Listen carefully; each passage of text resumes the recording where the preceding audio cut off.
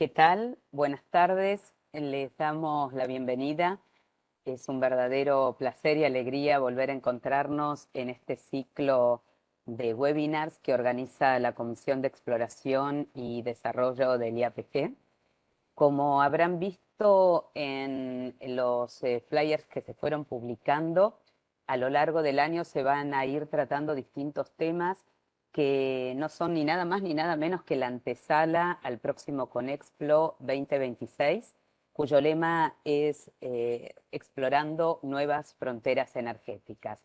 El espíritu de estos webinars, como ya lo fueron en años pasados, es justamente poder compartir conocimientos y facilitarnos el intercambio de experiencias con un enfoque multi e interdisciplinario. Realmente agradecemos al EAPG por facilitarnos este espacio y por todo el apoyo que nos dan para que se haga posible. Y desde el equipo de Webinar 2025 queremos agradecer muy especialmente a Alejandra Castro todo su trabajo, todo su esfuerzo y sobre todo su paciencia para con todos nosotros para que estos webinars sean posibles. Le damos la bienvenida, y está la cámara ya encendida, a Alberto Ortiz, geólogo cordobés, quien será el moderador de este primer webinar 2025. Gracias, Alberto. Muchas gracias, Gaby. Bueno, buenas tardes.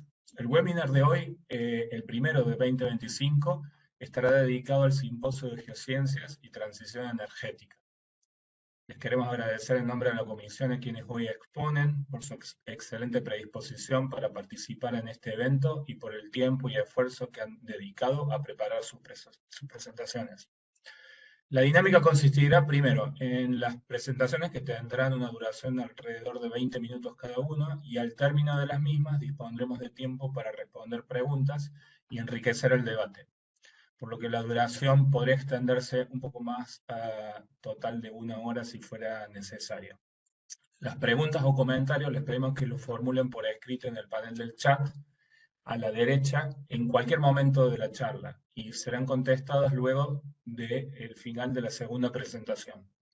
Sobre el final también se activará una encuesta que agradeceríamos mucho que si lo pudieran contestar para ayudarnos a mejorar y estar alineados con las necesidades de ustedes. La primera presentación estará a cargo de Ricardo Piete, con la exposición bajo el título Research Progression of Lithium Brines, Mine Planning and Production Method Election. Ricardo es geólogo ejecutivo con más de 20 años de experiencia en la exploración y producción de petróleo, I+D e inversión en energías alternativas. En el 2006 recibió el premio a la mejor tesis geológica del año en la Universidad de Buenos Aires. Inició su carrera en el 2004 en YPF como geólogo de desarrollo y en 2006 se unió a Pluspetrol. Entre el 2007 y el 2018 integró el equipo regional de estudios para el norte de Sudamérica, operando bloques en Perú, Colombia y Venezuela en asociación con CANOC y CNPC. Además, en el equipo de New Ventures se evaluó oportunidades en la África subsahariana, Alaska, Myanmar, Australia y América Latina, tanto offshore como onshore. De 2018 a 2023 fue gerente de exploración en Lítica Resources, liderando operaciones geológicas y superficiales en 8 saladres. Lideró la venta del proyecto Pozuelos Pastos Grandes. Fue gerente general en Power Minerals por 3 meses, hasta unirse a Eramet Eramin como CTO. Actualmente lidera las áreas de proyectos de inversiones y desarrolla estrategias para innovación y reducción de emisiones de dióxido de carbono. Bueno, bienvenido Ricardo, te damos entonces la palabra y el control de la pantalla. Bueno, muchas gracias. ¿Me confirman que se está viendo la presentación? Sí, Ok, está bueno. perfecto. La presentación va a ser en español, la tradujimos: progresión de reservas en salmones de litio, planeamiento de mina y elección del método de producción. Bueno, muchas gracias por la invitación, el IAPG. La verdad que es un honor poder volver a compartir con todos ustedes los conocimientos, experiencias y criterios que he podido asimilar durante estos años, que he estado particularmente activo en la industria del litio, para los que me conocen. Esta charla es inédita. La idea es presentar nuevos conceptos que, más allá de mi función como director de tecnología de la MINE, tienen una intencionalidad para con la audiencia que presumo es en gran parte petrolera. Estos tres conceptos que están resaltados ahí en negrita son los pilares fundamentales que conducen un descubrimiento hasta la producción. Pero antes, para los curiosos que no están tan al día con los aspectos relacionados al litio, quisiera resaltar que pasaron cosas en estos últimos 2 años.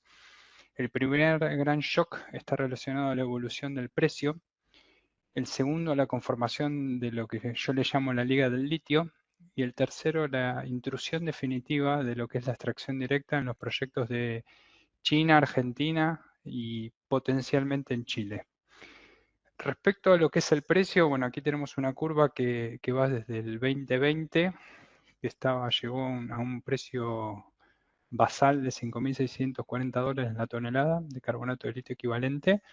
Posteriormente hubo un gran incremento, llegó a tocar los $80.418 la tonelada, con lo cual fue tremendamente, casi exponenciales diría, en el poco tiempo con el que se vivió este incremento. Y después, por diferentes motivos que no vienen en esta charla, hubo una gran caída y hoy actualmente está oscilando entre $11.000 y $9.000 la tonelada. Con lo cual, bueno, esto tuvo un gran impacto, ahora vamos a ver un poco en los proyectos que se iban a poner en producción. Respecto al segundo shock que tiene que ver con la Liga del Litio, teníamos históricamente SQM y Albemarle como productores, principalmente en Chile y Albemarle un poquitito en Clayton Valley, donde comenzó su operación. Y después teníamos los productores como Tianqi, Pilbara y Yawa Yuhua, que son principalmente de rocadura en Australia. Y en Argentina prácticamente estos son los principales players que terminaron de consolidar en el mercado con la compra de Rio Tinto para lo que fue primero Rincón Lithium y después la adquisición de lo que era en su momento Livent o FMC, Allkem, que era la fusión entre Galaxy y Oro Cobre, y terminó teniendo casi toda la operación de producción de litio de Argentina. A diferencia de lo que tiene Exar, que es Lithium Americas más Ganfeng en Cauchari, en el salar de Jujuy. Después está POSCO, que es de origen coreano, Sijin en Catamarca, en el proyecto Tres Quebradas, que compraron hace unos años a Neolithium, un LIEX, de origen chino también, y después está Eramet como capital europeo, que es el único capital europeo que tenemos dentro de todo este pool de grandes compañías que están operando los activos de litio, principalmente les diría yo de salmuera, y secundariamente ahora vamos a ver las proyecciones que hay para la industria en lo que es rocadura. Y finalmente, lo que es la tecnología de extracción directa, acá quiero hacer una acotación y ya pasamos directamente a los 3 pilares que les mencioné al principio del nombre en el título de la charla. Extracción directa no es solo absorción o intercambio iónico o extracción por solvente, sino que es una conjugación de estos 3 tipos de tecnologías para obtener el mejor producto a partir de una salmuera cruda que teóricamente ingresa a la planta sin preevaporación. Bueno, ¿qué impacto tuvo la conjunción de estos 3 factores que les acabo de explicar ante la situación actual de la industria? Bueno, la pregunta que quiero poder responderles necesita tener un entendimiento de 2 aspectos generales. Primero, que la producción de productos químicos de litio en general, me refiero desde carbonato, cloruro, hidróxido, hasta la obtención de una batería en base a litio, está muy concentrada en un pequeño número de regiones, y China representa casi el 60% de la producción mundial, y más del 80% en el caso del hidróxido, el litio particularmente. Otra de las cosas que hay que tener en cuenta, como aspecto general, es que los proyectos en América del Sur y Australia están expuestos a altos niveles de estrés hídrico y climático. En el primer caso, principalmente a limitaciones también de infraestructura en lo general y en la logística. Hemos tenido muchos problemas estas últimas semanas en el norte, en la Puna, tanto en Jujuy, Catamarca como Salta, con las lluvias y los cortes de ruta. Obviamente esto también se asocia a la disponibilidad de energía o de una salida rápida a los puntos de venta. Si analizamos el mapa mundial de los distintos yacimientos de litio, lo habrán visto quizás en muchas presentaciones, esto está clasificado por tipo de depósito, aquí pueden ver la escala. el tamaño de la burbujita indica la cantidad de recursos asociados. Y aquí tenemos el suministro de litio por tipo de depósito, en miles de toneladas de carbonato equivalente. Lo que vemos acá que es el tipo de depósito versus el suministro en 2024, junto con las proyecciones para este año 2025 y el 2026, se observa un sólido crecimiento del 22%, principalmente motorizado por lo que es roca dura, espudumeno, y secundariamente la salmuera. Hay nuevos activos de pegmatitas que mantienen su ingreso en China principalmente y algunos países de África, como Mozambique. La lepidolita, que es un filosilicato asociado a producción de litio, se mantiene como material dominante en China, al menos por 2025 y 2026, y la producción de salmuera va a crecer a un ritmo un poquitito más lento tanto en China como en Argentina. Esto es lo que muestran las proyecciones. Como resultado de lo que fue la demora en los ramp-up y los problemas de CAPEX que tuvieron algunas compañías. Y volviendo a lo anterior, que les mencionaba, la adquisición de Arcadium por parte de Río Tinto, bueno, se completó justamente la semana pasada y se espera un suministro de unas 60.000 toneladas para el 2030, junto con la incorporación de la expansión de Hombre Muerto que tenía operada por Livent y con la inclusión del proyecto de Rincón. Hay un posible cuello de botella en la producción química general de litio, ya que muchos pequeños productores están limitados financieramente después del problema que les mencioné antes, hace dos slides, respecto al precio del litio. Bien, ¿cuál es la oportunidad que veo yo por lo menos en esta industria? Bueno, primero que el mercado es muy maduro y la tecnología está evolucionando, con lo cual hay muchos puntos de mejora. Y hay desafíos especiales que tienen que ver con el acceso a capital y la educación del mercado, que tienen que ver con los diferentes tipos de productos que se pueden comercializar, desde cloruro hasta hidróxido, pasando por el carbonato. Después los desarrolladores operan en una escala muy diferente del sector petrolero. Los ciclos son muy complejos, como vieron. Hay mucha fluctuación del precio en poco tiempo, no es un commodity.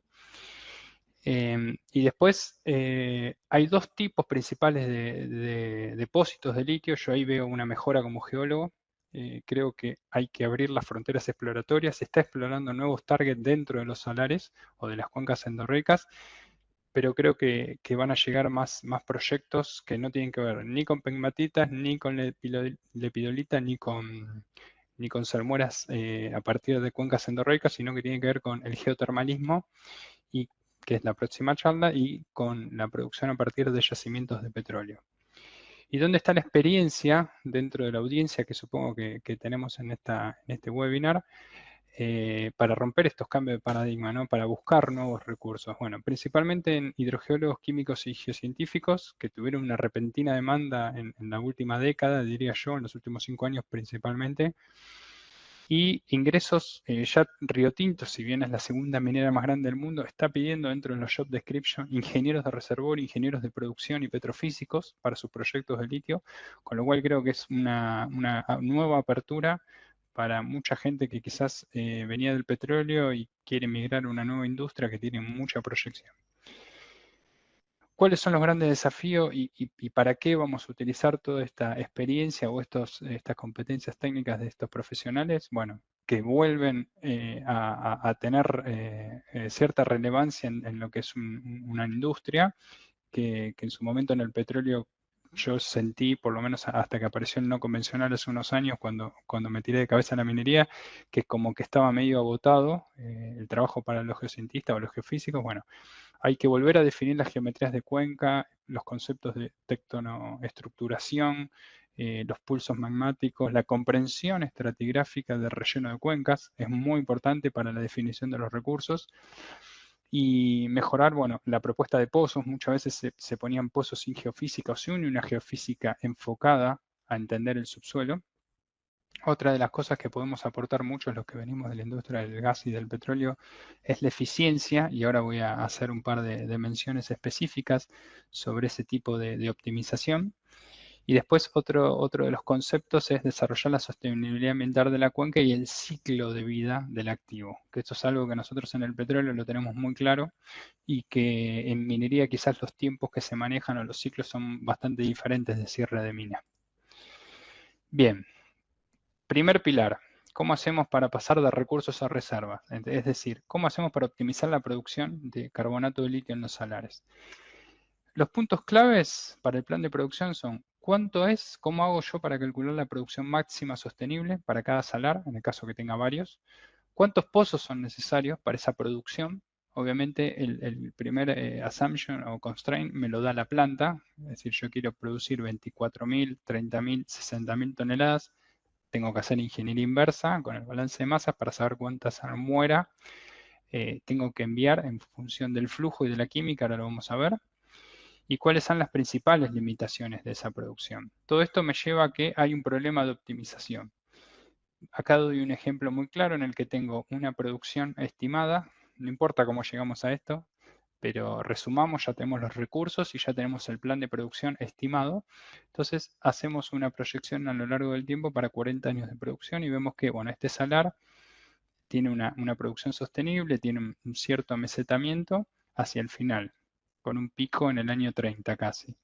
Y después tenemos un segundo salar que empieza muy bien y bueno, tiene un decrecimiento y después posteriormente tengo que complementar, tengo que ver cómo juego con los dos salares para hacer un blending y bueno, después saco una sumatoria de los salares, pero esa sumatoria de recursos no es el 100%, porque todos sabemos que los pozos tienen una recuperación, que el proceso productivo también tiene una recuperación, porque acá se refina en el mismo lugar donde se produce, los barriles de salmuera, por hacer una analogía, con lo cual para un 65% de eficiencia, yo estoy produciendo 25.000 toneladas, pero necesito más o menos unas 40.000 toneladas de carbonato de litio equivalente, con lo cual claramente yo necesito entender si el yacimiento, la cuenca o mis propiedades me van a dar ese volumen o no. Y ahí es donde yo tengo que empezar a entender si mi reservorio tiene sustentabilidad, que tiene que ver con mis activos de producción, cómo hago para optimizar el campo de pozos, porque tengo un CAPEX determinado que invertir, yo no puedo, es decir, lo ideal no es hacer pozos todos los años, sino tener los mejores pozos posibles, y ahora vamos a ver cómo tratar de obtener eso conceptualmente. Y lo otro que es muy importante es que en la industria minera se manejan de forma diferente, es la transparencia de los datos del subsuelo y de los pozos. Porque la autoridad de aplicación no es tan exigente como el capítulo 4 del Oil and Gas de la Secretaría de Energía, con lo cual hay muchos gaps en cuestiones de QAQC o de bases de datos.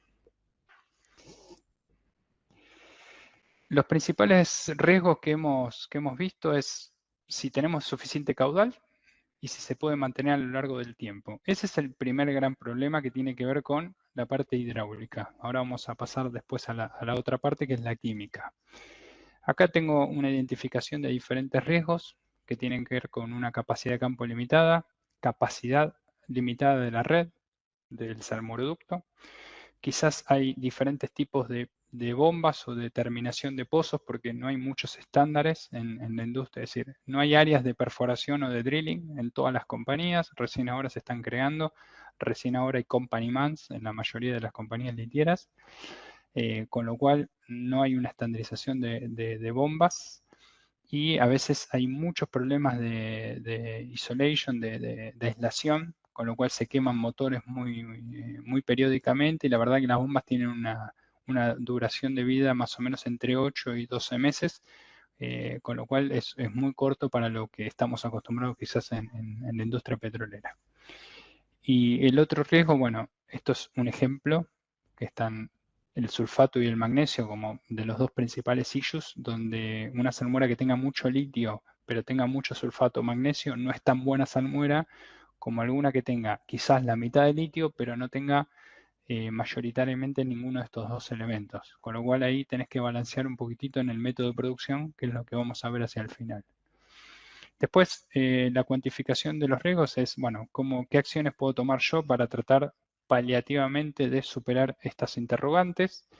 Y después las oportunidades de mejora que tienen que ver con la red de distribución.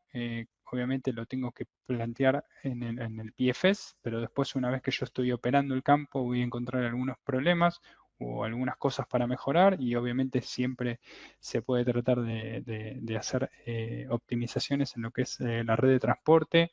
Acá hay muchos problemas en la salmuera, como están sobresaturadas en cloruro sin sulfato, mucho problema de costrificación o precipitados dentro de los salmoreductos, con lo cual eso es importante para tener en cuenta en la operación y descontar esos días en los que el salmoreducto necesita un mantenimiento, más allá del costo del OPEX, en donde son días de parada quizás de bombeo.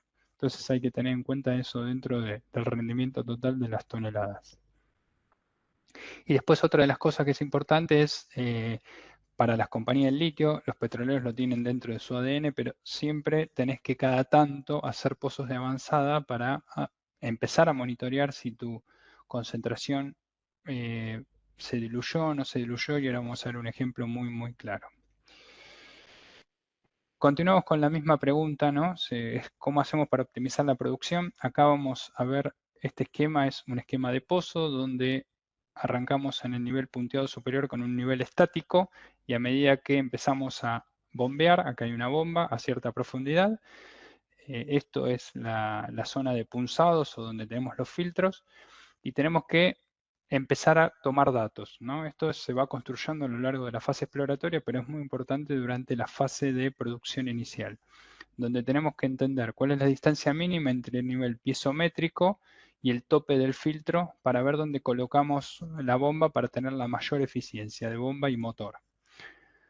Otra de las cosas que tenemos que tener en cuenta es la velocidad máxima de bombeo basado en el rendimiento del pozo. Es decir, la idea es estresar el pozo lo máximo posible, pero no ahogarlo, no generar que la bomba me quede sin columna para poder empujar, y no dejarla en el vacío. Eso es algo que parece una obviedad, pero acá estamos operando pozos de 200, 300, 400, hasta 500 metros, no son muy profundos, con lo cual las columnas que tienen de hidráulica son relativamente chicas.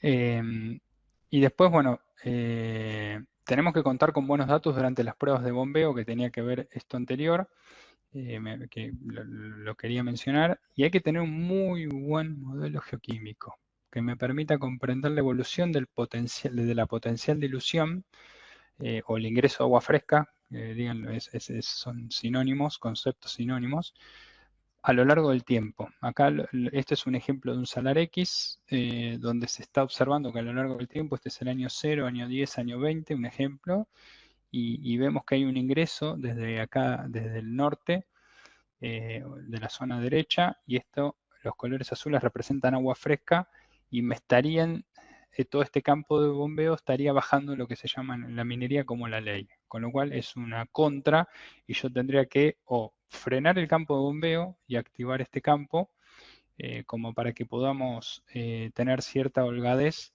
y poder balancear las masas. ¿Cómo hacemos nosotros para poder obtener la máxima curva? Bueno, nosotros aplicamos el aprendizaje. ¿Hola? Ricardo, aprovecho Sí, para comentar que quedan 4 minutos más. dale. Sí. La idea es optimizar la producción con la inteligencia artificial. Nosotros aplicamos en un momento el algoritmo de gradiente conjugado.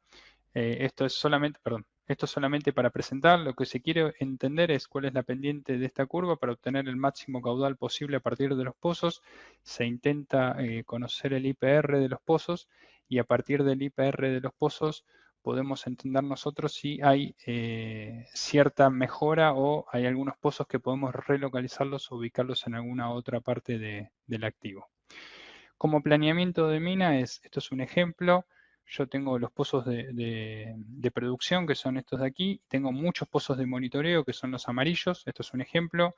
Lo que nosotros tenemos que tener es cierta representatividad de los pozos de monitoreo para con los filtros de los pozos de producción. Es decir, tengo que tener cierta representatividad para poder analizar los niveles y la evolución de mi cuenca. Acuérdense que aquí el yacimiento es la cuenca entera. Es decir, la trampa es la cuenca, a diferencia del petróleo, que en una cuenca tenemos muchos yacimientos. Acá tengo diversas restricciones y objetivos, lo que es la tasa de bombeo, los target químicos y las restricciones químicas tienen que ver con la parte de la planta. La restricción de las presiones tiene que ver con la red de distribución desde los pozos hasta la planta. Y después, tanto las restricciones de las tasas como las restricciones de los pozos, el estado mecánico de los pozos tiene que ver con el comportamiento de los pozos y de los reservorios. Las tasas de producción, aparte del monitoreo hidráulico, deben ser monitoreadas con la geoquímica. Se toma muestra, a nosotros nos toma menos de 6 horas para que desde que se toma la muestra hasta que el laboratorio nos arroja el resultado, automáticamente se retroalimenta el campo de producción y a partir de esa retroalimentación nosotros podemos calibrar qué pozos bombear más y qué pozos bombear menos. Con todo esto, nosotros necesitamos elegir el método de producción. Voy a pasar muy rápido, esto yo se los voy a compartir, esto va a quedar grabado. Esto tiene que ver con la producción de roca dura, que no me voy a hacer ninguna especial atención. Sí me voy a detener un segundo en la comparación entre lo que es la elección del método por evaporación o pre-evaporación convencional, con pozas de concentración, y a medida que se van concentrando, eso me van mandando salmuera a la planta. Yo puedo obtener dos productos, cloruro o carbonato principalmente. Los dos son comercializables y el método es relativamente simple, pero dependo del clima. Y en el caso de la extracción directa, que es mucho más competitiva y obviamente tiene mucha mejor performance, si ustedes comparan contra los 40 o 50 que les mostré antes, acá podemos llegar hasta un 87% de recuperación del proceso total. El plazo de entrega es desde que entra un metro cúbico de salmuera hasta que sale el carbonato de litio, es una semana, a diferencia de 12 a 18 meses del proceso total. Acá no hay una exposición a las condiciones climáticas y hay la tasa de reciclaje de agua dentro del proceso es realmente muy, muy, muy alta.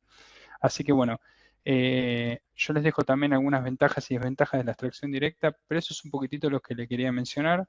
La idea era entender cómo pasar de recursos a reservas, qué disciplinas sirven hoy en día que hay de la industria del petróleo, pueden migrar a la industria del litio, son muy necesarias para la optimización de campos, y cuáles son los parámetros principales o riesgos principales que debemos tomar en cuenta al momento de elegir un método de extracción, ya sea convencional o un método de extracción directa.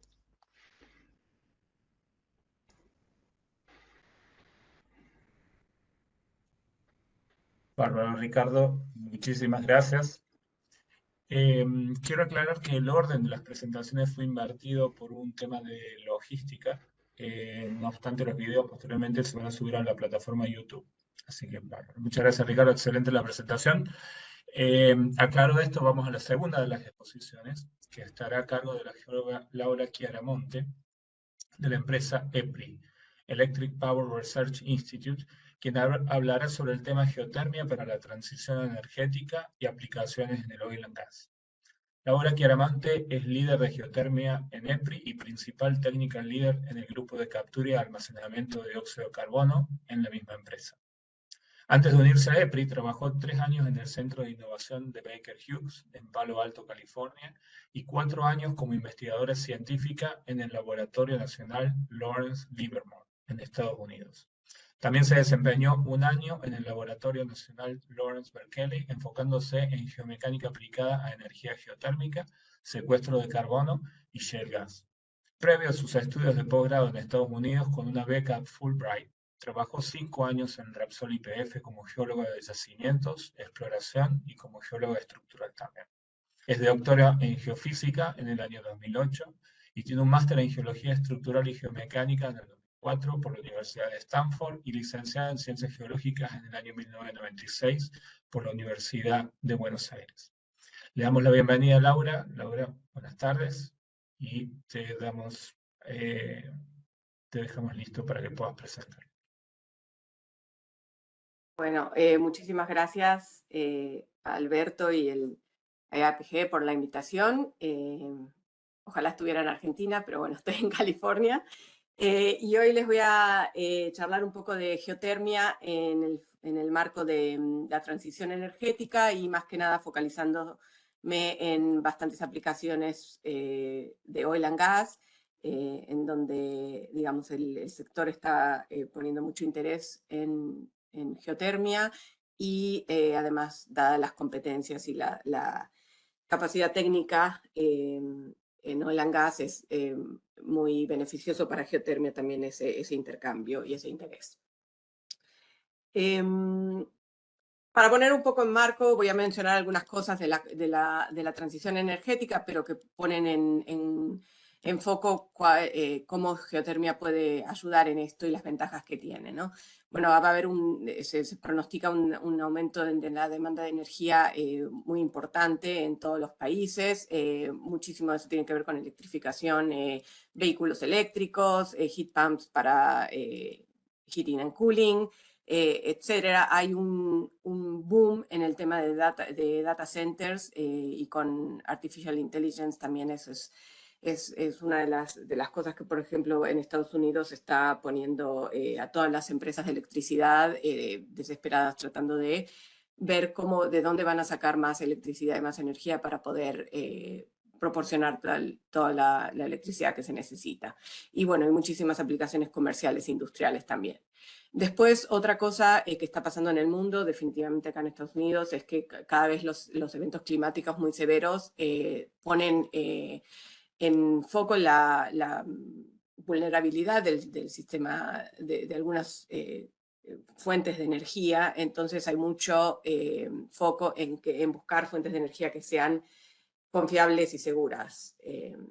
Y después, con el cambio climático y con el cambio en el mundial, que a veces oscila en la importancia de la decarbonización, ahí encontrar fuentes renovables o de energía limpia también ha sido uno de los factores que ha hecho que geotermia tenga un boom, por lo menos en interés, en muchos lugares del mundo, ¿no? Otra cosa importante es bueno, la volatilidad de los precios de la energía. También pone el foco en que sean buscar asequibilidad, no sé si es una palabra que se usa, pero bueno, affordability de los distintos recursos, ¿no? Entonces, en este gráfico pueden ver, por ejemplo, las fuentes de energía con el capacity factor y las emisiones. Entonces, bueno, hubo un cambio muy grande que ayudó muchísimo a la decarbonización cuando se mudó de carbón a gas natural. Eso fue muy importante en países como Estados Unidos, por ejemplo, que tenían la electricidad provenía principalmente del carbón, entonces hubo una cantidad de reducciones de emisiones con el cambio a natural gas, que fue muy importante, y también eso incrementa el capacity factor, ¿no? Pero después, si vamos a más bajas emisiones, bueno, están todas las renovables acá abajo, pero que tienen muy bajo capacity factor. Entonces, si ven acá, una de las tecnologías que más, digamos, más importantes en eso es geotermia, que está al lado de aplicaciones nucleares, ¿no? Que es al mismo tiempo limpia y con un capacity factor alto. Entonces, eso muestra algunos de los puntos de por qué geotermia puede ser una muy buena fuente de energía en la transición energética. Es limpia, limpia entre comillas, ¿no? Por supuesto tiene sus temas, pero en cuestión de emisiones de carbono es mucho más bajo. Y lo que es muy importante es lo que se llama base load, o la capacidad de generar electricidad 24 horas todos los días de la semana, que es lo que es muy distinto de las renovables como solar o viento. Y la otra cosa que es importante, que antes se creía que no, es que también es posible que sea flexible, porque una de las cosas que pasa mucho, por ejemplo, en California, es que tenemos mucha energía solar durante el día, energía baratísima y muy abundante durante el día, pero a la noche, cuando no hay sol o en épocas que no hay viento, no hay más energía. Entonces, incorporar geotermia para poder utilizar esa energía cuando no hay otro tipo más barato, también es un importante. Y bueno, muy muy confiable, digamos high reliability, que como mencioné antes, el alto capacity factor. Y nuevos estudios están mostrando, porque en principio geotermia se piensa como una fuente de energía muy cara, pero en realidad, si eso con la necesidad de tener energía todo el tiempo, baseload, que en realidad geotermia hay que compararla con, por ejemplo, energía solar o viento más energy storage, ¿no? Entonces, cuando se empiezan a ver ese tipo de cosas, con las baterías, etcétera, los precios empiezan a ser competitivos. Y bueno, está más aislada de la volatilidad de los precios, etcétera. En muchos lugares donde quizás no tienen gas natural o no tienen otro tipo de energía, permite que puedan desarrollar y ser independientes, ayudar a la independencia energética. Y lo otro, que tiene muchísimos usos, ¿no? No solo electricidad. Entonces, una de las cosas que es impresionante es, digamos, si tenemos todos los avances técnicos para poder utilizar el calor de la Tierra, estamos hablando de que la temperatura del núcleo de la Tierra es similar a la del Sol, ¿no? Entonces hay como hay la posibilidad de que en algún momento con avances técnicos se pueda generar energía a nivel de terawatts, ¿no? O sea, e incluso puede ser como game changer. Les voy a mostrar una tecnología que realmente cambiaría muchísimo, ¿no? Si se puede acceder a eso. Otra cosa importante cuando hablamos de sistemas geotérmicos es lo que mencioné de distintos usos, es que en realidad se puede usar todas las temperaturas. Yo me voy a focalizar más que nada en las tecnologías que puedan dar generación de electricidad, pero muchas de ellas también sirven para calefaccionar o para enfriar, heating and cooling, también a nivel de casas, a nivel de distritos o barrios y por supuesto industriales, o usar el calor para productos industriales que permite descarbonizar la industria, como avances importantes para descarbonizar la industria, ¿no? Algunas de las aplicaciones que voy a mostrar también sirven para el tema de usar ese calor, que se llama direct use, ¿no? Uso directo del calor sin usar ese calor para generar electricidad. Otra cosa importante cuando hablamos de geotermia es entender cómo se transfiere ese calor, ¿no? Hay muchísimo calor en el subsuelo, eso se sabe, pero hay distintas formas de aprovechar eso. Una de las formas, bueno, radiación es lo que va por el aire, ¿no? Pero convección, eso es en los sistemas tradicionales o hidrotermales, eso es lo que se usa. El calor se transmite por el movimiento en un fluido. Es la forma más eficiente, pero requiere fluido y permeabilidad, por supuesto. La otra forma es conducción a través de la roca, a través del sólido, que es mucho más lento y eso implica, digamos, eso va a ser importante cuando hablemos de algunas de las aplicaciones de geotermia. Entonces, les voy a llevar por como una overview de lo que es la geotermia, que también es un poco cómo ha evolucionado, ¿no? Tradicionalmente, la geotermia convencional o la hidrotermal requiere tres elementos claves. Calor, que eso, como vimos en el diagrama de la Tierra, el calor está por todos lados, pero necesitas que haya fluido y permeabilidad para que ese fluido se pueda llevar a la superficie y extraer ese calor para generar electricidad. Entonces, estos sistemas están muy restringidos a zonas donde hay volcanismo, la fuente de calor está muy cerca de la superficie y también está zonas muy deformadas que dan todo ese marco estructural que permite al fluido ser extraído en la superficie, ¿no? Entonces, hasta ahora, hasta hace pocos años, geotermia siempre era como una aplicación niche, como le llaman, en donde se podía utilizar solamente en las zonas geográficas idóneas. Y actualmente solo produce en el mundo 15 gigawatts de energía. Lo que empieza a pasar ahora con los nuevos avances y también con el interés de usar geotermia por todos los temas que mencioné antes de decarbonización y todas las ventajas que tiene, es que se empezó a desarrollar lo que se llama Enhanced Geothermal Systems o sistemas modificados ingenierilmente, digamos, que las siglas en inglés es EGS.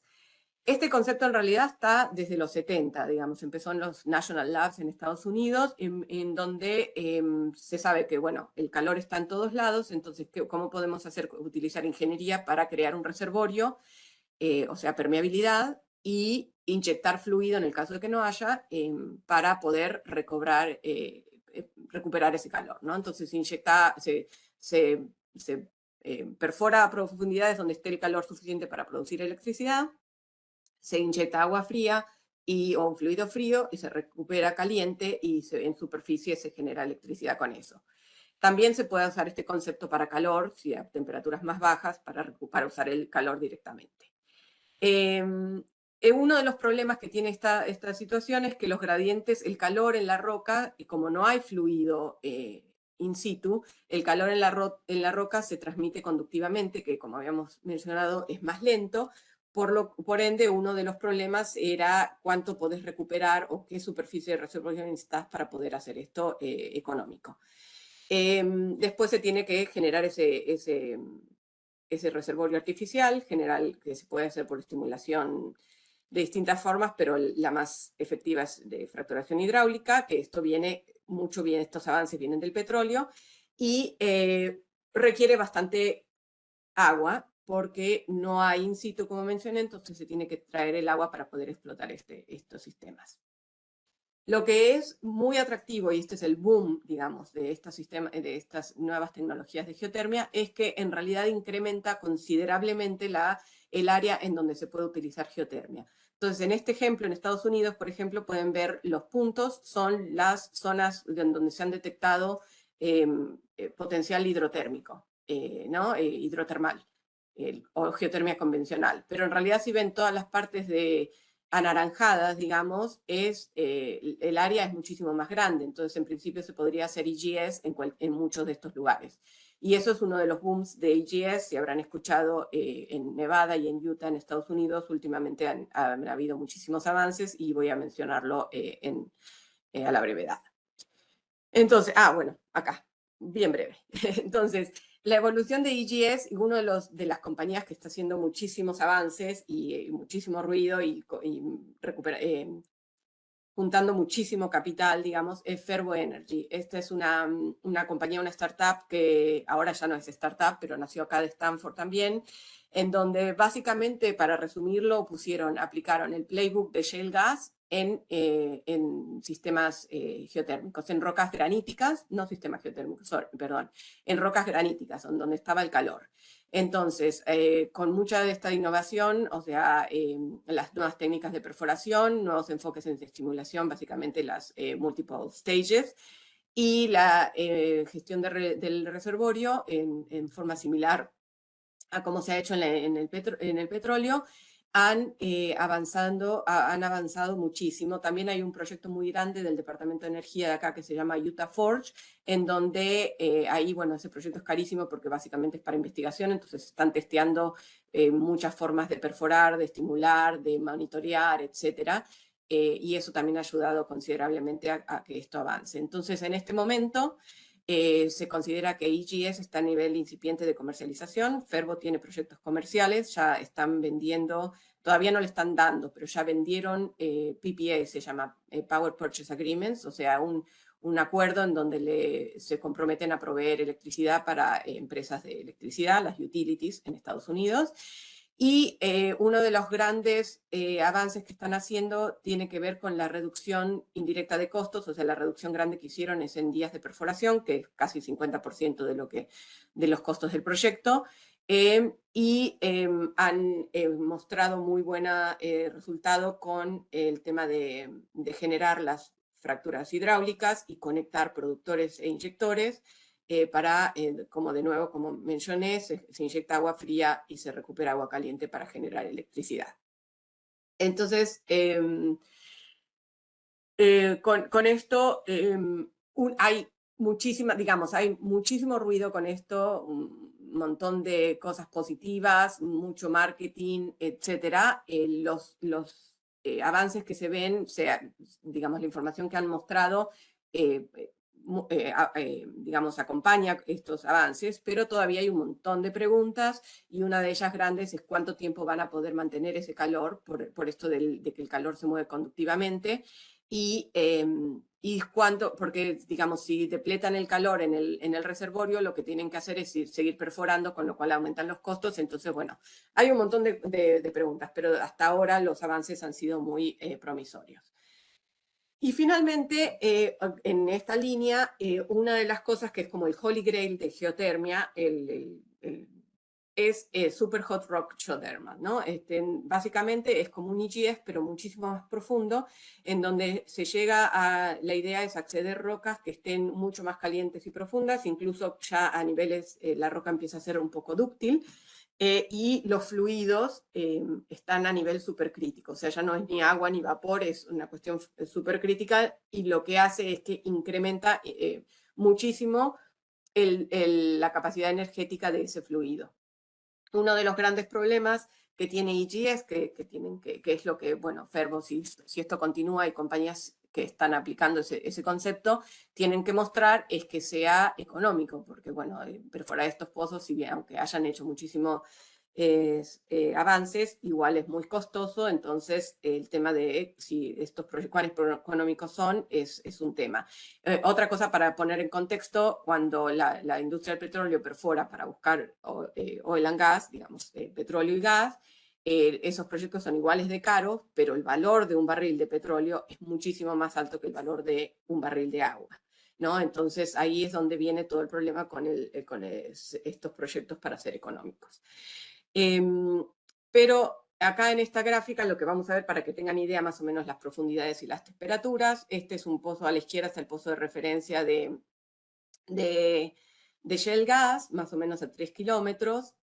Los geotérmicos, esto no está dibujado a escala, pero bueno, un pozo geotérmico iba más o menos a 2 kilómetros, una temperatura de 230 grados centígrados, más que nada verticales o quizás un poco inclinados. EGS empieza a ser, bueno, ya más inclinado, incluso ahora este gráfico ya está un poco viejo, ahora se podría hacer pozos horizontales, pero también targeting temperaturas de menores a 200 o 230 grados ahora. Y super hot rock geothermal, lo que la idea es, bueno, más profundo de 5 kilómetros, en algunos lugares mucho más profundo, pero llegar a temperaturas de 450 grados, lo que hace que la energía por pozo pueda ser 5 o 10 veces más comparado con EGS, con lo cual ayudaría muchísimo al tema del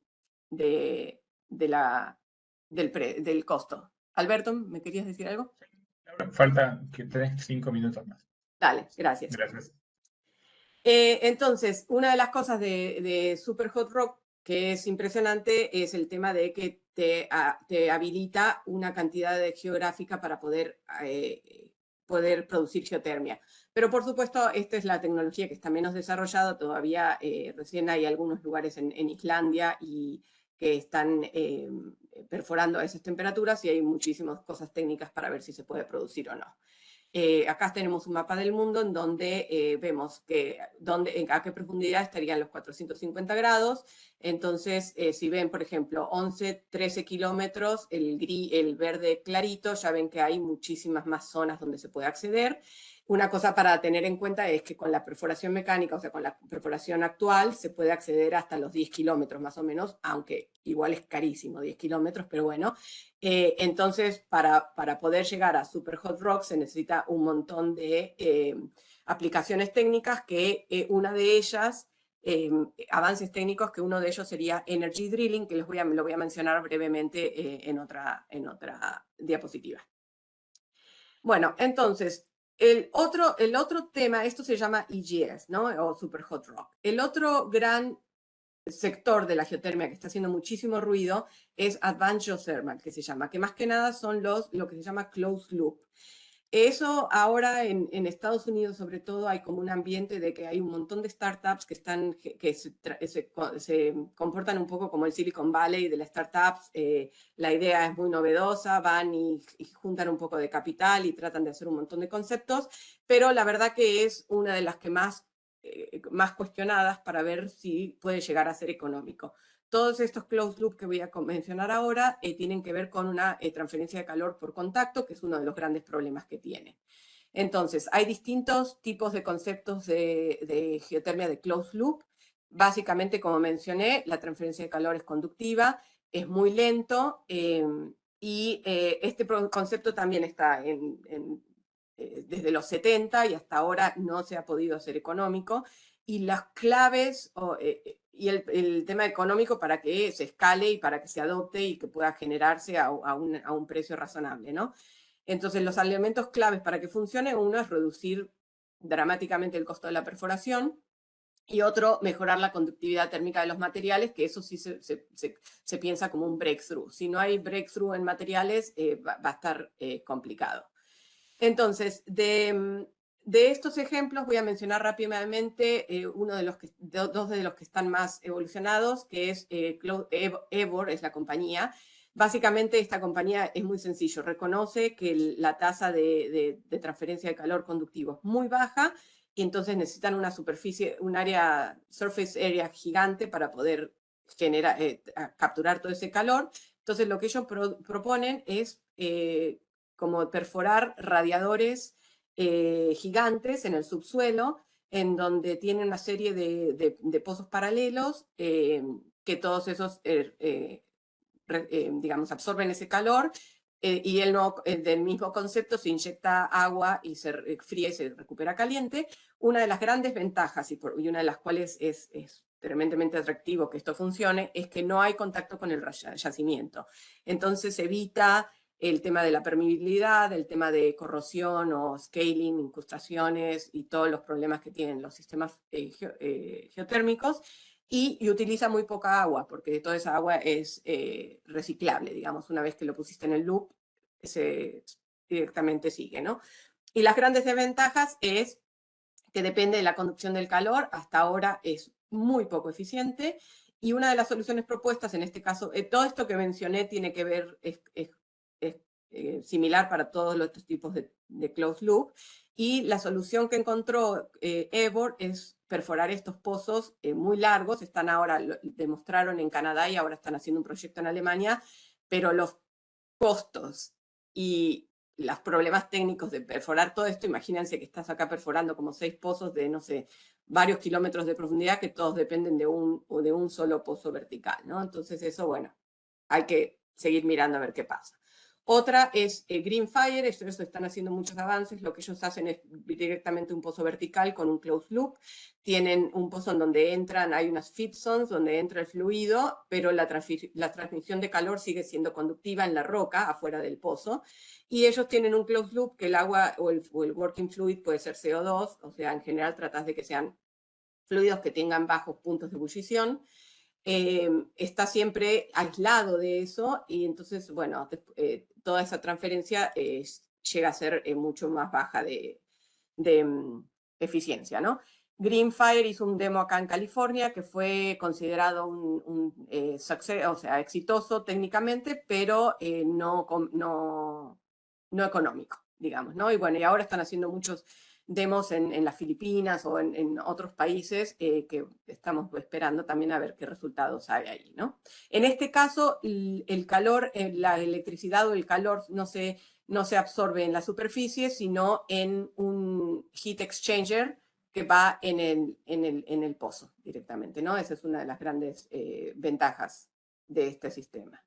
Y después hay conceptos híbridos. Por ejemplo, hay una compañía que se llama Sage Geosystems, un typo ahí, en donde lo que ellos hacen es generar una fractura hidráulica, pero ellos proponen hacer una fractura hidráulica de gravedad con un fluido muy pesado que reciclan, en donde el objetivo es solo generar la fractura, no propagarla, con lo cual se usan menores presiones y menores cantidades de fluido, y se usa como un globo, en donde se inyecta ese fluido, se espera que se caliente y después se produce. Una de las soluciones que era atractiva era en un solo pozo hacer como inflar y desinflar el globo, pero en realidad no, esto me parece que no le están encontrando la vuelta para que sea económico. Y la otra es lo que se llama un heat cycle, en donde tienen distintas, tienen un pozo horizontal, hacen distintas stages de estas fracturas y van inflando o inyectando el fluido. En algunas de esas dejan que se calienten, las producen mientras inyectan en otras de esas y hacen como una optimización ahí de inflar y desinflar. Ellos todavía no tienen demo en la parte geotermia. También trabajan en Energy Storage y eso sí ya tienen proyectos comerciales. Y como mencionaba, por ejemplo, para muchas de estas cosas, pero sobre todo para Super Hot Rock, uno de los problemas es cómo perforar en rocas tan graníticas y a tanta profundidad y presiones, con temperaturas y presiones muy altas. Entonces, una de las innovaciones que más se está esperando y que más se ve es el tema de energy drilling, se llama, ¿no? Que hay dos casos con Gyrotron o como Millimeter Wave y el otro Plasma Beat. De Millimeter Wave es una compañía Quaise que hay mucha expectativa de a ver cuándo esa tecnología puede demostrarse en el campo. Y ya voy a mencionar rapidísimo para terminar dos conceptos que se usan, que tienen mucha sinergia con la industria del petróleo. Uno es un concepto de CO2 plus geothermal, que básicamente se combina con carbon sequestration, en donde vos inyectás el CO2 en el reservorio, en la roca, ese CO2 se calienta y después se produce para generar electricidad. Siemens puso ese concepto que también está desde hace varios años en NGP, Next Generation Power, y tienen un demo en Europa en donde demostraron esto y ahora están buscando poner demos en Estados Unidos.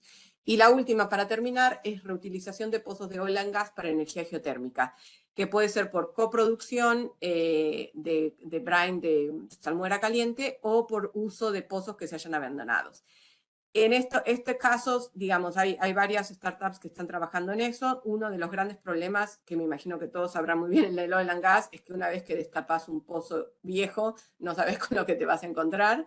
Y el otro problema, o no es problema, pero en realidad el otro tema es que las temperaturas en general son bajas, no alcanzan para generación de electricidad, pero pueden ser muy útiles para el uso directo del calor. Gracias. Muchísimas gracias, Laura. Excelente la presentación, muy interesante. Bueno, le pido a Laura y a Ricardo si pueden activar sus cámaras para la sesión de preguntas y respuestas. A continuación vamos a invitar a los oradores ahora a ir contestando las preguntas que fueron hechas por los asistentes durante la presentación en el panel de la derecha. Mientras tanto, invitamos a los participantes a que sigan escribiendo sus preguntas en el chat. Además, estamos activando en el panel de la derecha dos preguntas tipo encuesta para que por favor las vayan contestando. Sus respuestas nos van a ayudar para el desarrollo de los próximos webinars. Así que muchísimas gracias por contestar esta encuesta. Así que bueno, vamos a la primera pregunta para Ricardo. La pregunta es, ¿cómo influye la evolución geológica y la tectónica de una cuenca cerrada en la formación y enriquecimiento del litio en salmueras? Bueno, a ver, justo fue la clase de ayer del posgrado. Haciendo una vinculación con el oil and gas, es importante esto que me acaban de decir porque el flujo de trabajo que implementamos nosotros estaba muy en línea con eso.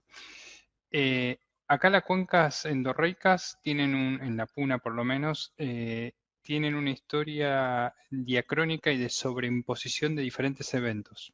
Primeros tectónicos y muchos magmáticos del Mioceno y Plioceno. Las fuentes de litio hay diversas teorías. Tenemos las rocas ordovícicas marinas, que hay varias tesis doctorales que aseguran que son parte de la fuente del litio. Y por otro lado tenemos las rocas ácidas magmáticas, principalmente indimbritas, que aportaron, y hay un trabajo muy bueno de Tom Benson, que era el gerente de exploración de litio en Américas, que vincula la lixiviación de esas rocas y obviamente posterior incorporación a los flujos de las aguas superficiales y terminan quedando en lo que es los bajos o los depocentros, que son las cuencas endorreicas. Lo que necesitamos nosotros entender es si realmente esa vinculación es real y empezar a buscar como fronteras exploratorias, porque los activos ya están prácticamente todos tomados, es dónde están los sweet spots que quedaron en el medio de esas vías de migración o dónde están las rocas fuentes para entender potenciales de nuevos procesos de producción. La tectónica de cada una de estas cuencas es muy compleja. Desde el inicio del piedemonte andino, digamos, tenemos aproximadamente unas 25 cuencas endorreicas del lado argentino y unas 60 del lado chileno. Y el último descubrimiento se dio en el Salar de Leoncito, que todavía están perforando, que es en La Rioja, con lo cual se está extendiendo hacia el sur la frontera exploratoria también. Gracias, Ricardo. Muchas gracias, Ricardo. Adelante. Si les parece, sigo con una pregunta para Laura. ¿Cuál es el potencial geotérmico en Argentina? ¿Hay un estimado? Sí, hay un estimado. Argentina tiene, por estar al lado de los Andes, digamos, tiene varias zonas de potencial geotérmico. Creo que en algunos trabajos he visto 300 megawatts ahora, pero solo hidrotermal. Hay un montón de trabajo del CIGEMAR y de las universidades del CONICET, que incluso también colaboraciones internacionales que tienen mucha información al respecto y también se ha empezado a ver estudios en donde muestran la potencial de usar geotermia en el resto de Estados Unidos con estos sistemas más conductivos y con gradientes. Hay una anomalía cerca de la provincia de Buenos Aires, Entre Ríos, y después están las cuencas petroleras, que algunas de ellas tienen gradientes térmicos de salmuera altos.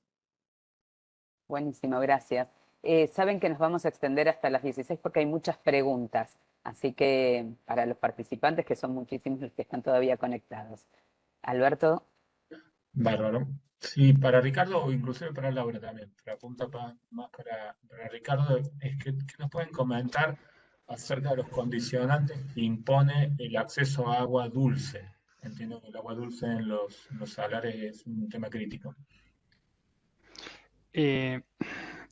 Condicionamiento depende de cada una de las cuencas. Hay mucha divergencia entre lo que es Salta, Catamarca y Jujuy. En principio sí es correcto, estamos en un ambiente hiperárido con poca disponibilidad, en donde encima la competencia no solamente entre las litieras, sino también con los procesos metalíferos. Está un proyecto muy famoso en Salta, se llama Taca-Taca, que va a consumir por lo menos 7, 8 veces lo que consumen las litieras. Hoy en día se está apuntando al DLE porque, primero, para mantener el balance hídrico de la cuenca con la reinyección, que es lo que se viene y que es lo que muchos pueden aportar del lado petrolero. En ese sentido, sí se consume más agua con el DLE, pero por otro lado, el balance hídrico de la cuenca está más equilibrado porque no estás haciendo evaporación o preevaporación, en ese caso. Pero se están bajando muchísimo los consumos. Hay nuevas tecnologías de carruseles para DLE que están bajando casi un 40% el consumo de agua con la misma tecnología de absorción. Entonces es una cuestión de configuración interna de planta. Pero sí, es una zona hiperárida donde hay una cierta restricción. Pero por ahora los proyectos son sustentables. Perfecto. Muchas gracias, Ricardo. Gaby. A Laura, por acaso, quedó así que cada uno le pregunta al otro orador. Pero hay muchísimas preguntas, chicos, eso es fantástico porque fueron muy buenas las presentaciones. Una de las que hicieron tiene que ver con los parámetros petrofísicos. ¿Cuáles son los más críticos para determinar la viabilidad de un reservorio geotérmico, Laura? Los parámetros petrofísicos, o sea, bueno, no sé si he entendido bien la pregunta, digamos, en geotermia y en riesgos generales, lo más importante es el tema de la permeabilidad, ¿no? Si estás hablando de, bueno, en todos los sistemas. Muchísimo del foco se da en encontrar esas fracturas naturales o en generar fracturas hidráulicas. sí, digamos, me gustaría ver un poquito más la explicación de qué necesita. No, Sí. pero ahí está bien Bueno. contestado. O sea, el parámetro crítico es la permeabilidad y ahí enganchamos con otra pregunta que fueron haciendo. Sí, esto que hablabas de las fracturas, como bien sabés, acá estamos con Vaca Muerta y todo el tema fracking. ¿Hay una similitud? ¿Cuáles son las similitudes o diferencias principales del concepto de fracking que tenemos por los no convencionales con esto de las fracturas para reservorios geotérmicos? No, sí, definitivamente. O sea, como mencioné, uno de los grandes avances que se está dando en EGS es el uso de las técnicas de fracturación que vienen del shale gas, ¿no? El tipo de roca es distinta. Hay un montón de preguntas todavía sin responder porque las rocas en muchos casos son muchísimo más duras. Los esfuerzos, los estados de esfuerzos a esas profundidades y temperaturas pueden llegar a ser distintas. Entonces, hay muchos temas técnicos, pero básicamente usando mucho de lo que se aprendió con shale gas, fracturas en stages y la perforación horizontal es lo que está generando tantos avances en EGS. Buenísimo. Perfecto, gracias Laura. Hay otra pregunta también para Laura. ¿Qué temperaturas o profundidades o gradientes geotérmicos son óptimos para considerar un área como potencial para la generación de energía geotérmica? Sí, bueno, para generación de geotermia en general se trata de buscar temperaturas que vayan más arriba de 120 grados centígrados, ¿no? 120 estaría en la parte baja. Y ahí está el tema un poco de, para que sea económico, está el tema de que a qué profundidad tenés que encontrar esas temperaturas. Si encontrás 120 cerca de la superficie, podés usar técnicas que generan electricidad con low enthalpy, como se llama, baja entalpía, y el proyecto quizás no es tan costoso. Si tenés que perforar a 5 kilómetros, 6 kilómetros para encontrar 120 grados, y se te va a encarecer muchísimo el proyecto. Idealmente querés estar en temperaturas de bueno, depende de la tecnología que uses, pero 200 grados, entre 150 y 200 grados es lo que se busca en proyectos convencionales. Mientras en EGS están tratando de buscar cerca de los 230 y bueno, mientras más se pueda, mejor. Por supuesto, ayuda la eficiencia y el costo del proyecto. Bueno, muchas gracias Laura. Vamos a quebrar un poquito, salirnos del área tan técnica y les queríamos hacer una pregunta un poquito más transversal a ambos. Más que una pregunta, un pedido. Si tuvieran que pensar dos frases cortas, motivadoras, tipo elevator pitch, para estudiantes que están pensando qué carrera seguir, y otra frase corta y motivadora para estudiantes universitarios, es decir, aquellos que ya eligieron una carrera, pero que no se están animando a sumarse al sector energético. ¿Qué les dirían para atraerlos y atraerlas? A veces por temas ambientales, está cuestionado nuestro sector energético, a veces por tema de considerar que está masculinizado y algunas mujeres que siguen carreras científicas no se suman al sector. ¿Qué les dirían? ¿Qué frase motivadora y corta les dirían a cada grupo de estudiantes? Bueno, si empiezo yo, a ver, para mí el sector energético es fascinante. No sé si voy a poder hacerlo corto, lo voy a tratar de hacer corto. Digamos, hay muchísimos problemas científicos y el interés es en investigación y en descubrir nuevas formas o cosas game changers. Hay millones de desafíos y al mismo tiempo la energía es lo que necesitamos del día a día, o sea que hay problemáticas a nivel también económico o social que son impresionantes. Y con el tema de las mujeres que mencionaste, creo que está ya clarísimo que mientras más diversidad hay en las personas analizando un problema, mayor beneficio hay en encontrar la solución rápida. Entonces, bueno, espero que son mujeres o cualquier tipo de diversidad en el ámbito laboral y de investigación es muy rico y espero que se animen. Buenísimo. Ricardo.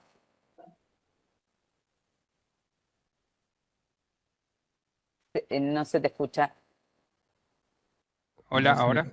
Ahora Ahora sí. sí. Tengo un mute, un botón mute en el auricular, perdón.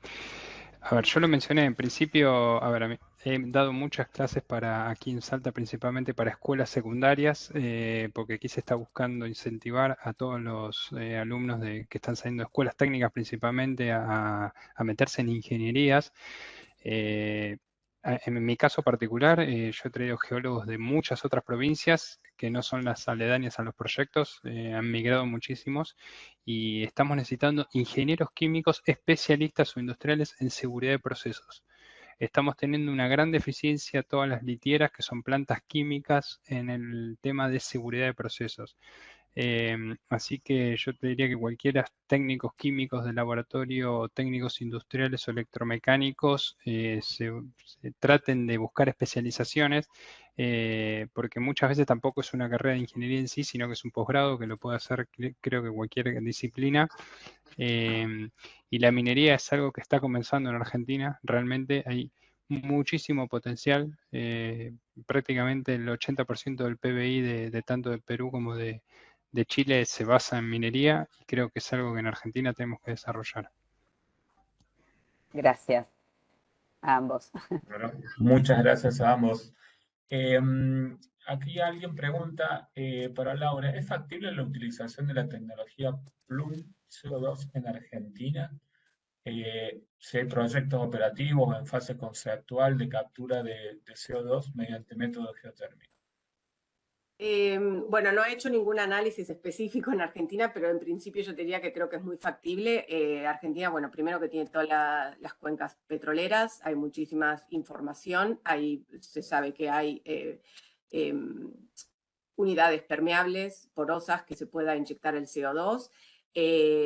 Hay interés en captura y almacenamiento de CO2, o sea que una combinación con CPG o CO2 Plunge Geothermal la veo muy factible. Una de las ventajas en esto es que puede ayudar con la economía del proyecto, si bien el objetivo sería secuestrar el CO2, mientras tanto está la porción de utilización del CO2 para generar electricidad que puede ayudar a ese proyecto o a los costos.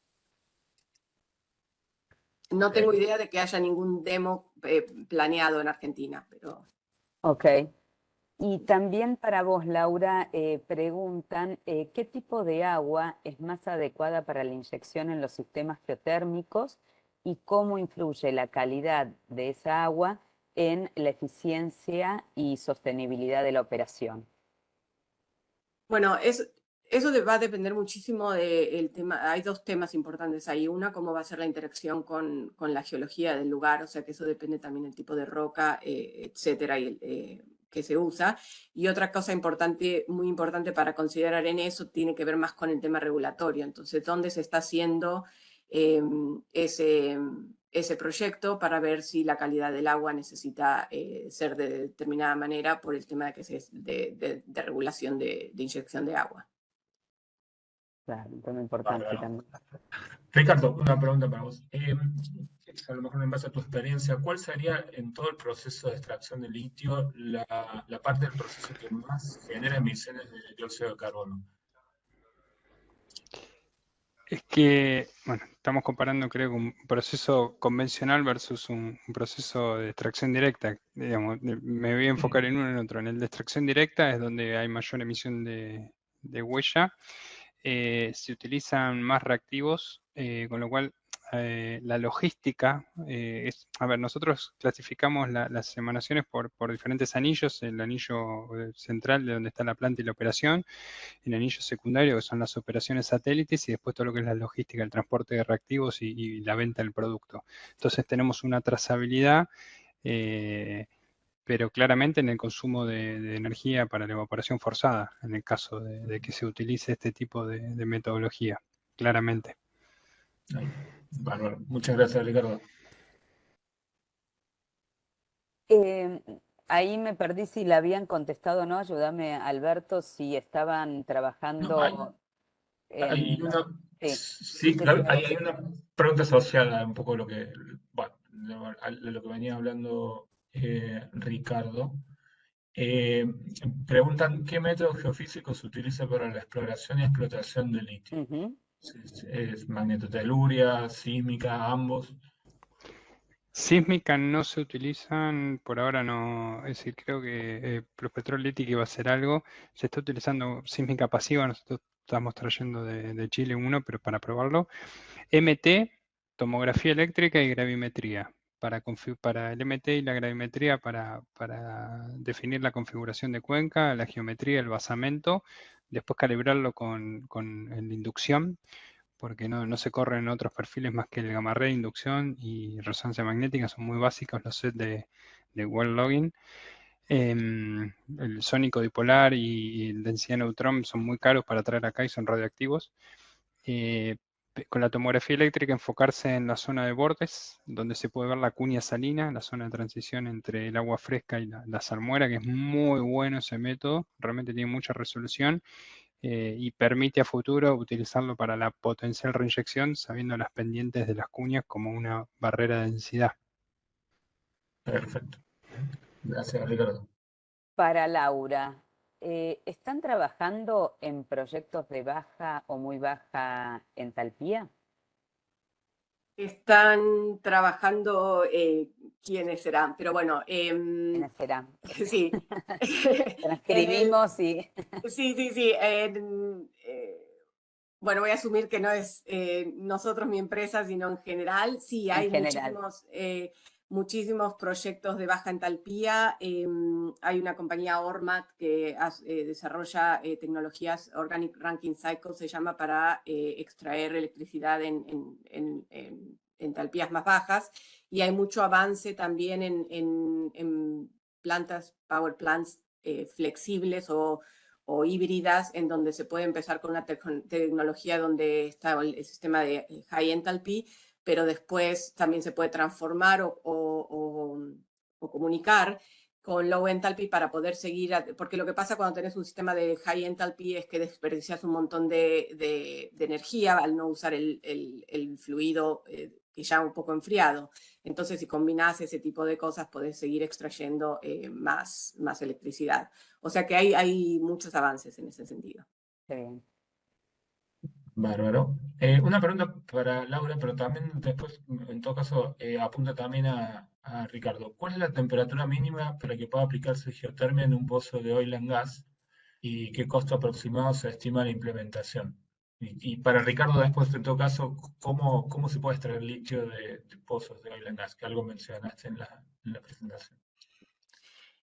La temperatura, empezando rápido con geotermia, como mencioné al principio, depende muchísimo para qué quieras usar eso. En un pozo de oil and gas puedes tener temperaturas, para pensar en generar electricidad tenés que pensar arriba de 120 grados, pero que en general es más difícil en los pozos de petróleo.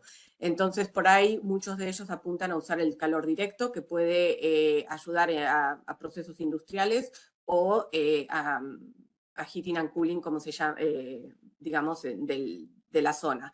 También se usa mucho, por ejemplo, la combinación de geotermia para hidrógeno, para extracción de minerales, litio, y una importante para si se usa el calor directo, es para procesos de DAC, Direct Air Capture, donde se puede usar. Y el costo varía muchísimo. Una cosa muy importante tener en cuenta es que cuando se están hablando de pozos de geotermia, los pozos en general son muchísimo más grandes o de diámetro mayor que los pozos petroleros. Entonces, una de las dificultades de usar pozos petroleros existentes es el caudal de agua va a ser menor y va a dificultar el costo en los proyectos. Pero bueno, un costo fijo no hay, depende zona, profundidad, temperatura. Bueno, muchas gracias, Laura. Ok, tenemos una pregunta para Si quieren Ricardo. complemento con sí, esto. dale, por favor. Sí. Ya contestó perfecto. Nosotros tenemos un proyecto en Argelia de captura de geotermia o utilización de la energía térmica y obviamente de separación de litio. Los costos que tienen que ver son muy prohibitivos cuando ya estás más de 2000 metros. En ese caso tenía que ver un poquitito con la aplicación. En oil and gas El único yacimiento que se estaba produciendo es en Oklahoma, de Smackover, de una caliza jurásica. Hay un proyecto muy pequeño acá en Palmar Largo que tiene 100 ppm en Formosa, que tenía un corte de agua muy alto, un antiguo yacimiento que operó YPF y después La Plus. Y a ver, para la extracción directa, cuanto más caliente salga la salmuera, mejor. Hay la mayoría, el promedio de todas las temperaturas de los salares está entre 12, 15, 17 grados máximo. Nosotros en Centenario de Ratones tenemos la gran ventaja de tener temperaturas por encima de 20, en algunos casos casi 30 grados llega a la planta. No te digo que es geotérmica, pero es una linda terma de Federación de Entre Ríos, de Paysandú. Interesante. Vamos con las últimas preguntas porque nos van a sacar del aire, como quien dice. Una para Ricardo es en relación a la corta vida útil de las bombas. ¿Es un problema relacionado a las incrustaciones o debido a la pérdida de nivel sobre las bombas? No, la pérdida de nivel debería, bueno, si tenés un buen equipo de exploración y un buen equipo técnico, no debería ser un problema, deberías hacer el casing y los filtros, ponerlo acorde a tu drop-down, que lo debes calcular en la fase exploratoria. Eso dejado de lado. No, estamos teniendo problemas de aislación, muchos problemas de aislación y operativos. De los motores que no son totalmente herméticos. Ahora pasamos a otra marca, no quiero dar marcas, pero migramos por 3 y estamos tratando de hallar. Cada salmuera es muy específica en química y en temperatura. Y no hay un estándar, ninguna compañía, vos vas a hablar con Exar o con lo que era Sale de Jujuy o Liven, más o menos usamos todas las mismas, pero ninguno tiene el librito de cómo hacer que duren más de 2 años una bomba. Yo no creo que hay un recambio muy grande. La verdad que es muy complejo operar salmuera, químicamente hablando. Bárbaro. No Una solo por última incrustaciones, pregunta. digo, no Sí, solo por la sí, sí. incrustación. Sí, quedó claro. Gracias. Gracias, Ricardo. La última pregunta para Laura. ¿Qué otras aplicaciones geotérmicas existen además de la generación de electricidad? Bueno, además de la generación de electricidad, la más importante es esto que estoy refiriendo como heating and cooling. Eso puede, por ejemplo, en casos en donde yo trabajo, que miramos mucho la demanda eléctrica y el tema en la red eléctrica, de grid, poder usar calor directo de geotermia como aplicaciones para calefacción o incluso para enfriamiento, puede liberar un montón de electricidad para mandarla a otras demandas. Hay muchísimos proyectos estudiando la posibilidad de usar este calor para enfriamiento en los data centers, que eso sería extremadamente importante. Como mencioné, para producir hidrógeno, para extracción de minerales también, para direct air capture. Hay incluso temperaturas más bajas que se usan en invernaderos, y otra parte muy importante es el uso de calor directo en la industria para descarbonizar procesos industriales.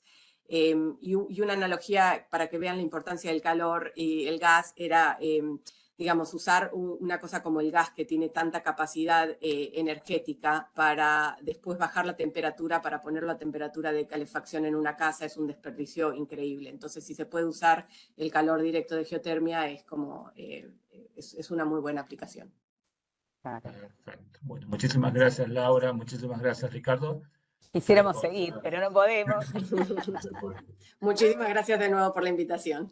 No, al contrario, realmente, y Alberto por moderar, fue una muy buena primera sesión de Webinar 2025. Realmente les agradecemos, no solo por la calidad de las presentaciones, sino la calidez en responder todas las preguntas. Quedaron algunas, les pedimos disculpas a los participantes. El tiempo es tirano. Alberto, muchísimas gracias por tu moderación. Y bueno, ahí están viendo la placa de la próxima sesión. También va a ser súper interesante, va a tratar sobre la estimación de recursos de gas en la formación Vaca Muerta. Se van a hablar de números, de valores, de estimaciones y también de metodología. Va a estar a cargo de la Comisión de Exploración y Desarrollo del IAPG. Así que los invitamos el próximo jueves 27 de marzo, también a las 14:30 horas, y les agradecemos a todos nuevamente y a todas la participación y la atención en este webinar. Nos vemos el 27. Muchísimas gracias, saludos a todos. Adiós. Gracias.